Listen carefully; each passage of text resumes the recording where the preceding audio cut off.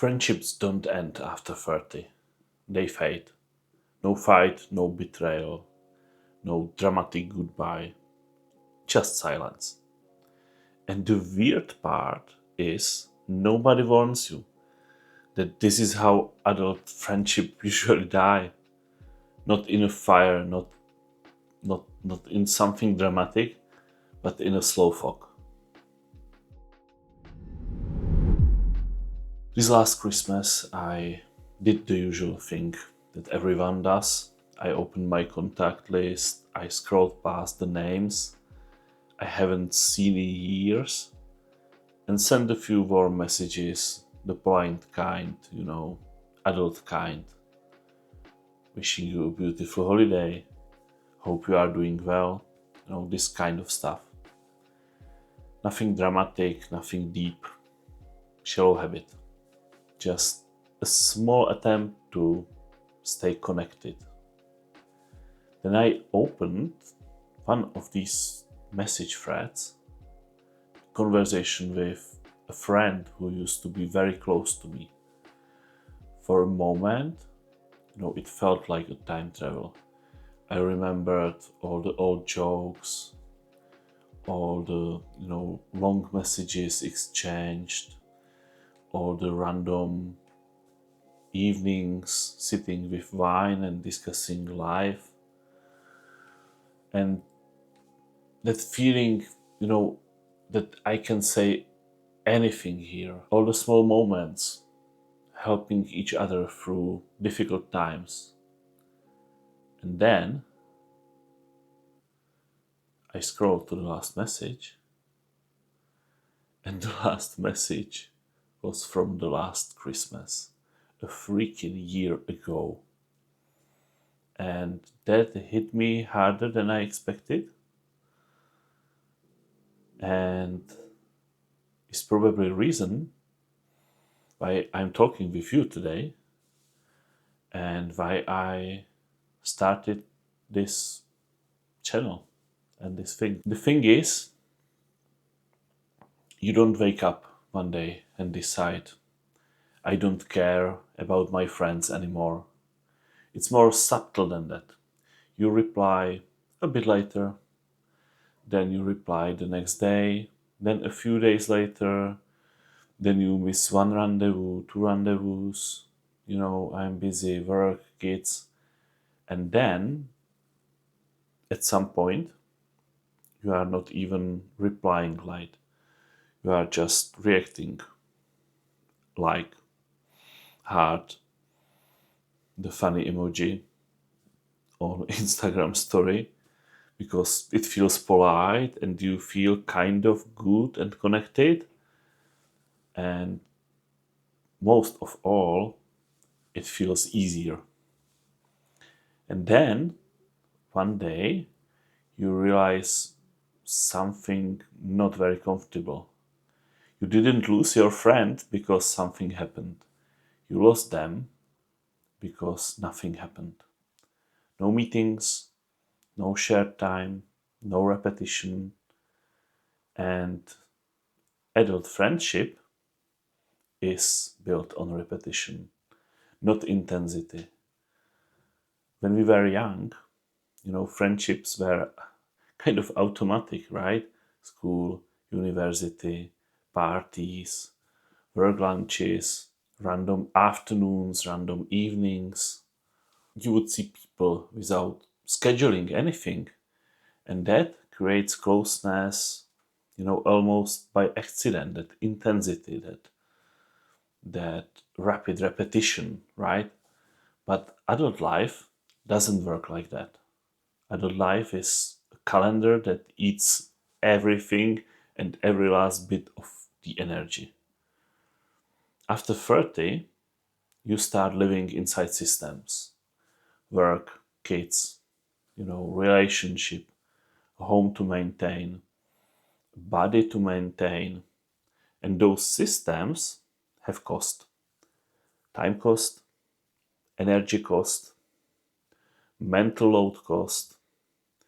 And you don't notice the price right away. It's like when you are boiling a frog. The first thing that disappears isn't your job.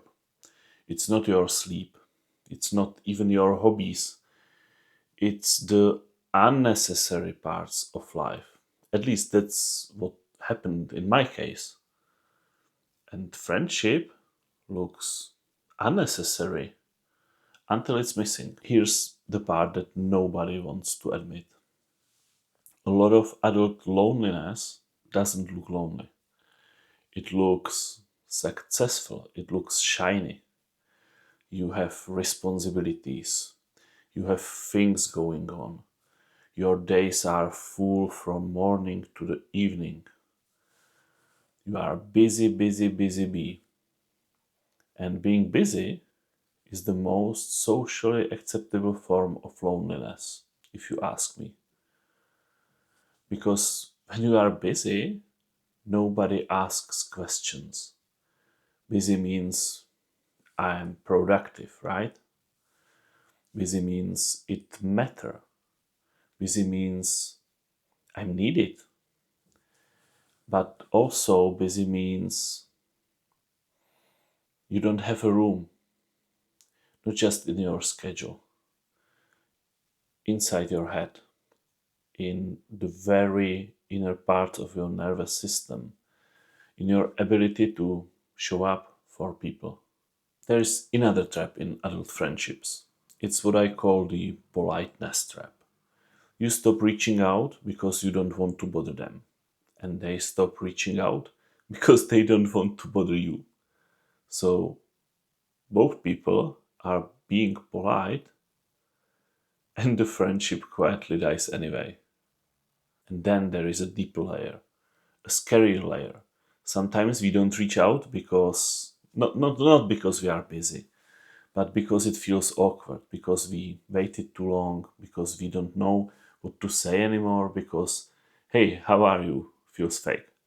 And hey, I miss you a bit too vulnerable. So we choose the safest option. We do nothing. And this is how you end up with this strange adult reality. You know a lot of people, but you don't feel close to anyone. You have contacts, but no circle, no inner circle. And that hurts in a very specific way. Not sharp pain, more like emotional cold. I think the biggest lie we tell ourselves is this: once life slows down, I will reconnect. But life doesn't really slow down, not by itself. Life just changes the shape of your busyness. So if you are waiting for the perfect moment, you might wait forever. Now, I'm not going to do the typical influencer thing where I give you 10 tips. That's not what this channel is about. But I do want to offer 3 small practical moves that actually work. So, number 1, stop saying we should meet sometime. That sentence is a friendship killer. It feels nice, but it means nothing. It's empty. If you want the friendship to live, you need frictionless clarity. Pick a day, pick a time, make it small and achievable. First day, 7 p.m., 45-minute walk. Not a weekend trip, not a 3 hours dinner, not big plan, a simple, repeatable thing. Number 2, lower the standard of hanging out. A lot of adult friendships die because we think it has to be perfect to be worth it. But friendships don't need perfection. They need contact. They need repetition. So yes, meet for 30 minutes. Talk while doing errands. Maybe go shopping for your families together. Go for a walk and complain about life. Even meet at the playground with your kids and, and chat while they destroy something in the background. That all still counts.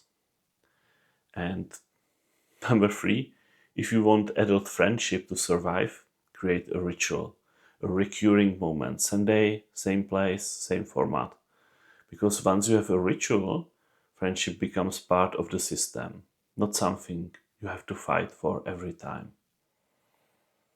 And maybe that's the real lesson.